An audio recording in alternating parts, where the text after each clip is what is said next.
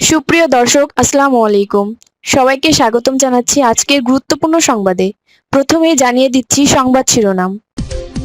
তার মানে ওই যে জল্পনাটা ছিল যে ডক্টর মোহাম্মদ ইউনূসই হবেন পরবর্তী নির্বাচিত সরকারের আমলের প্রেসিডেন্ট, সেটাই সত্যি হতে যাচ্ছে। এই প্রসঙ্গে যখন এই ভারতীয় সংবাদ মাধ্যম তাকে প্রশ্ন করলো, জয় উত্তর দিলেন, no, I believe Yunus is trying to sell his businesses in Bangladesh. না, আমি সেটা মনে করি না। আমি বিশ্বাস করি ইউনূস বাংলাদেশে তার ব্যবসাগুলো বেচে দিতে চেষ্টা করছেন এবং ট্রান্সফারিং হিজ ফান্ডস থ্রু আজারবাইজানের মাধ্যমে তার সম্পদ পাচার করছেন, তার অর্থবিত্ত পাচার করছেন। ওই যে বললাম, আজারবাইজান নামটা কিন্তু খুব গুরুত্বপূর্ণ, কারণ আজারবাইজানের প্রেসিডেন্টের দুই মেয়ে এই কাজে জড়িত। অফশোর কোম্পানি তৈরি করেন, অর্থ পাচার করেন, মিলিয়ন মিলিয়ন পাউন্ড এভাবে নিজেরা পাচার করেছেন। এজন্য যুক্তরাজ্য সহ দেশে দেশে তাদের বিরুদ্ধে তদন্ত চলছে।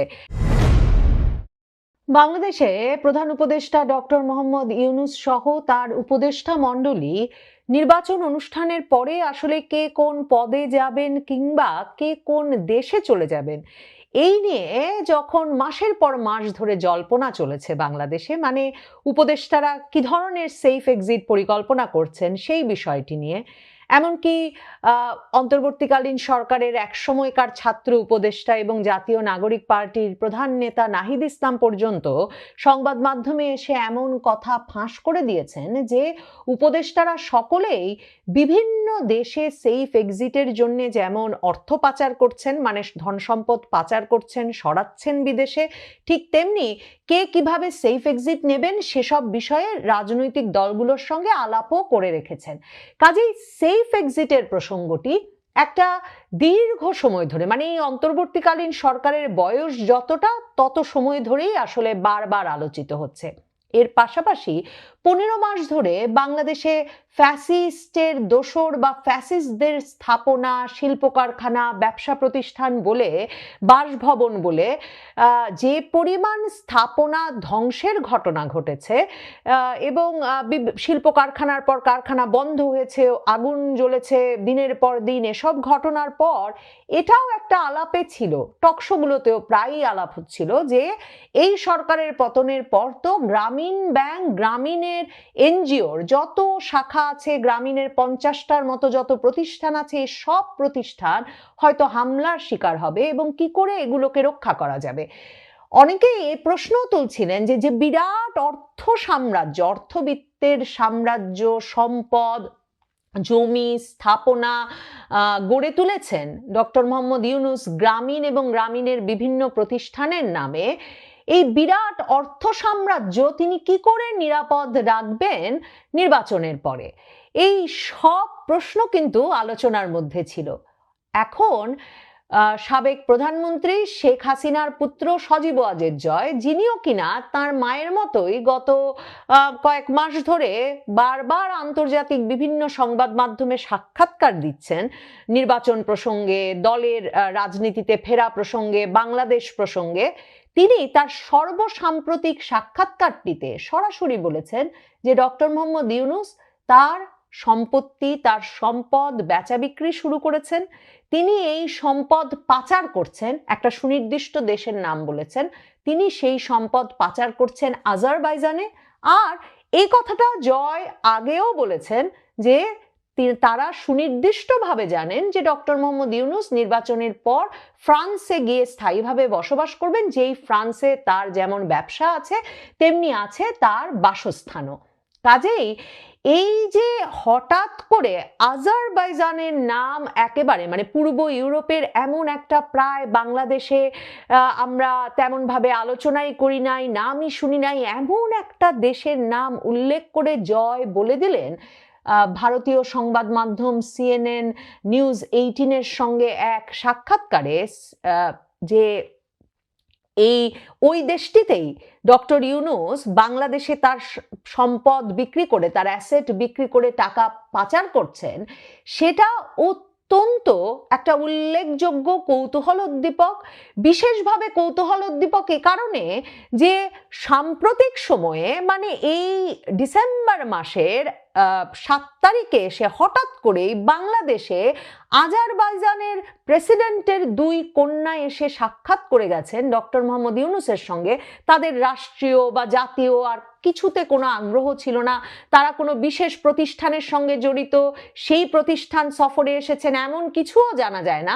প্রধান উপদেষ্টার দফতর থেকেই বেরিয়ে আসা ছবি এবং বিজ্ঞপ্তিতে শুধু এতটুকুই জানা যায় যে প্রেসিডেন্টের 2 কন্যা সাক্ষাৎ করে গেছেন ডক্টর মোহাম্মদ ইউনূসের সঙ্গে এবং আজারবাইজানের প্রেসিডেন্ট ইলহাম আলিয়েভের কন্যা লেইলা আলিয়েভা এবং আরজু আলিয়েভা সম্পর্কে আপনি যদি ইন্টারনেটে অনুসন্ধান করেন তাহলে আপনি দেখবেন এই 2 কন্যার অর্থ পাচার প্রসঙ্গে, মানে মানি লন্ডারিং, অর্থ পাচারের সঙ্গে জড়িত থাকার সন্দেহে এবং বিভিন্ন জায়গায় অফশোর অ্যাসেট গড়ে তোলার জন্য, সম্পদের পাহাড় গড়ে তোলার জন্য অর্থ পাচারের মাধ্যমে তাদের বিষয়ে যুক্তরাজ্য সহ বিভিন্ন দেশে তদন্ত চলছে। শুধু তাই নয়, এই 2 কন্যা, আজারবাইজানের প্রেসিডেন্টের 2 কন্যা লায়লা আর আরজু আলিয়েভা, যারা এসে কিনা দেখা করে গেলেন প্রধান উপদেষ্টা ডক্টর মোহাম্মদ ইউনূসের সঙ্গে, শুধুমাত্র সে কারণে এত দূর পথ পাড়ি দিয়ে বাংলাদেশে এলেন তারা। তাদের নাম 2016 সালের এপ্রিলে যখন পানামা পেপারস বেরিয়ে এলো, যেই পানামা পেপারস বেরিয়ে আসার পর সারা পৃথিবীতে আলোড়ন উঠলো যে এই যে অফশোর কোম্পানি গড়ে তুলে মিলিয়ন পাউন্ডের সম্পদ তৈরি করেছেন যারা, তাদের যে নামের তালিকা পানামা পেপারসের মাধ্যমে উঠে এসেছিল সারা বিশ্বের এ ধরনের ব্যক্তিদের তালিকা, সেখানেও এই 2 কন্যার নাম আজারবাইজানের প্রেসিডেন্টের একেবারে শীর্ষস্থানে ছিল। তাহলে ভাবুন, জয় যখন এমন প্রসঙ্গ তুলছেন আন্তর্জাতিক সংবাদ মাধ্যমের সঙ্গে সাক্ষাৎকারে, তখন কিনা আজারবাইজানের প্রেসিডেন্টের কন্যারা মাত্র ঘুরে গেছেন, নভেম্বরে 1 দফায় ঘুরে এসেছেন আজারবাইজানে আমাদের প্রধান উপদেষ্টা ডক্টর মোহাম্মদ ইউনূস কপে যোগ দেওয়ার জন্যে, এবং তিনি আজারবাইজানের সঙ্গে সম্পর্ক উন্নয়নে নানা রকম আহ্বান জানানোর প্রেক্ষিতে এবার নির্বাচনের পরে আজারবাইজানের একটা দূতাবাস বাংলাদেশে খুলতে যাচ্ছে, এই ঘোষণাটিও এসেছে সাম্প্রতিক সময়ে। জয়কে এই সাক্ষাৎকারটি CNN নিউজ 18 নিতে গিয়েছিল মূলত বাংলাদেশের নির্বাচন সম্পর্কে আলোচনার জন্য, এবং বাংলাদেশের নির্বাচন প্রসঙ্গে সজীব ওয়াজেদ জয়, সাবেক প্রধানমন্ত্রীর এই পুত্রকে যখন প্রশ্ন করা হলো, তখন তিনি প্রথমেই বলেছেন নির্বাচনটা রিগড হবে, মানে প্রহসনের নির্বাচন হবে, কারণ এখানে বৃহত্তম দল এবং তৃতীয় বৃহত্তম দলকে অংশ নিতে দেওয়া হচ্ছে না। মানে তৃতীয় বৃহত্তম বলতে তিনি নিশ্চয়ই জাতীয় পার্টিকে বলেছেন, এবং শুধুমাত্র এরাই নয়, তিনি উল্লেখ করে বলেছেন জাতীয় সমাজতান্ত্রিক দল, জাসদ, ওয়ার্কার্স পার্টির মতো দলগুলো নির্বাচনে অংশ নিতে পারছে না, কাজেই এটা একটা কমপ্লিট মকারি অফ ডেমোক্রেসি, এটা গণতন্ত্রের নামে একটা সম্পূর্ণ তামাশা। এখন CNN নিউজ 18 তাকে প্রশ্ন করেছিল যে what will the Awami League do now, Awami League এখন কি করবে? তখন তিনি বলেছেন আওয়ামী লীগ এরই মধ্যে ছোট ছোট বিক্ষোভ মিছিল করছে, এরপর আমরা বড় বিক্ষোভের আয়োজন করব, আমরা এটা রাজনৈতিকভাবে এর মোকাবেলা করব। সজীব ওয়াজেদ জয়কে জিজ্ঞেস করা হয়েছিল যে প্রেসিডেন্ট যে সাম্প্রতিক কমেন্ট করেছেন, তার মানে এটা বৃহস্পতিবারের পরে নেওয়া, কিন্তু হাদির ঘটনা শুক্রবারই কিন্তু এই সাক্ষাৎকারটি প্রকাশিত হয়েছে। তো জয়কে জিজ্ঞেস করা হয়েছিল যে প্রেসিডেন্ট যে কমেন্ট করেছেন যে তিনি পদত্যাগ করবেন নির্বাচনের পরে, এ সম্পর্কে তার প্রতিক্রিয়া কি? তিনি বলেছেন এটা তো খুব স্বাভাবিক ঘটনা, কারণ নির্বাচন যদি হয় তাহলে তো তাকে এমনিতেই নেমে যেতে হবে, মানে he will have to step down. তারপর প্রশ্নটা করা হয়েছিল, do you think Mohammad Yunus is trying to become president? Mohammad Yunus কি প্রেসিডেন্ট হওয়ার চেষ্টা করছেন বলে আপনি মনে করেন? এই জল্পনাটাও তো ছিল।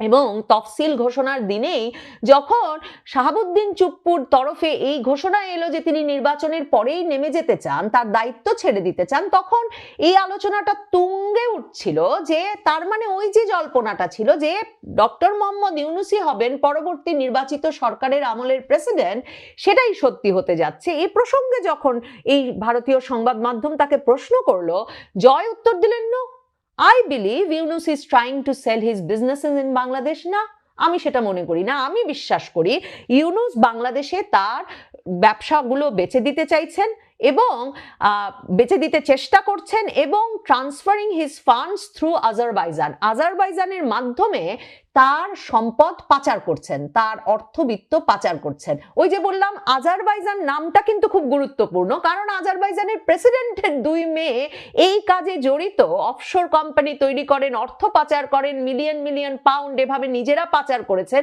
এজন্য যুক্তরাজ্য সহ দেশে দেশে তাদের বিরুদ্ধে তদন্ত চলছে। এখন জয় বলছেন he plans to leave the country. Yunus পরিকল্পনা করছেন তিনি দেশ ছেড়ে যাবেন এবং ফ্রান্সে গিয়ে থিতু হবেন, যেখানে তার একটা বাড়ি আছে, এবং বলছেন আজারবাইজানের প্রেসিডেন্টের কন্যারা সম্প্রতি বাংলাদেশে ঢাকায় একটা ব্যক্তিগত সফর, প্রাইভেট ট্রিপ করেছেন এবং তার সঙ্গে গিয়ে সাক্ষাৎ করে এসেছেন, প্রধান উপদেষ্টার সঙ্গে গিয়ে সাক্ষাৎ করে এসেছেন। এখন ভারতীয় সংবাদ মাধ্যম জিজ্ঞেস করছে, do you think foreign forces are involved? CNN news 18-কে জয় উত্তর দিচ্ছেন, পাকিস্তান নিশ্চিতভাবেই জড়িত।